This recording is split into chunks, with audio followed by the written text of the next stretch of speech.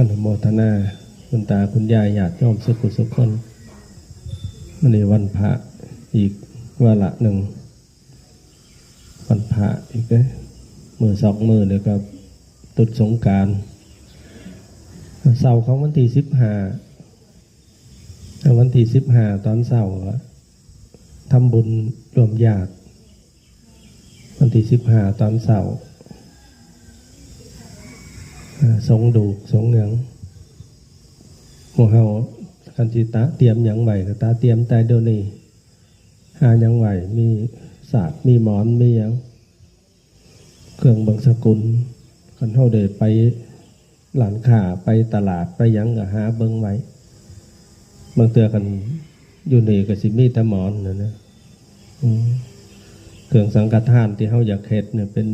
พวกแฟบสบู่อีหยังก็บ่ต้องไปเอาตัวแบบเป็นคุอย่าไปเอาแต่เอามาห่อเอาเองสื่อแฟบสื่อสบู่สื่อหยังมาเมียนให้ห่อเอาเองอันบ่ห่อเองก็สื่อใส่เข่งเลย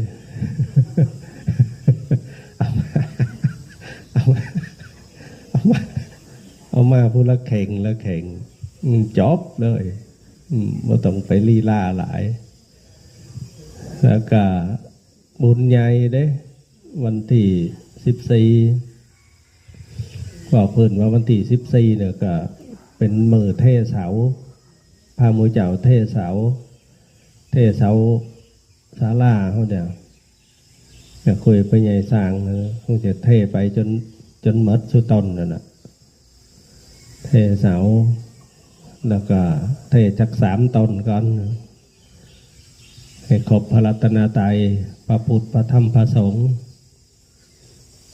แต่เอาเสาสัก3 ต้นแล้วก็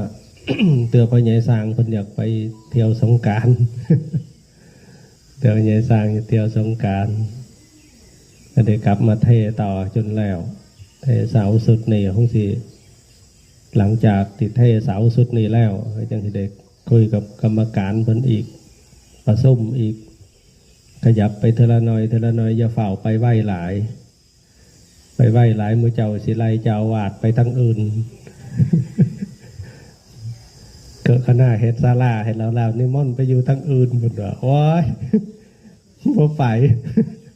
พ่อใหญ่ตายกนะเดี๋ยวกับพระโตคำนิมนต์ข่อยเฮ็ดแม่นแล้วนิมนต์ข่อยไปอยู่ทั้งอื่นข่อยบ่ไปแล้วเฮ็ดแล้วสิไล่กันหนีว่าจังโอ้ยเว้ายากพ่อใหญ่คำหลับเคาะจอย อยากไงก่อน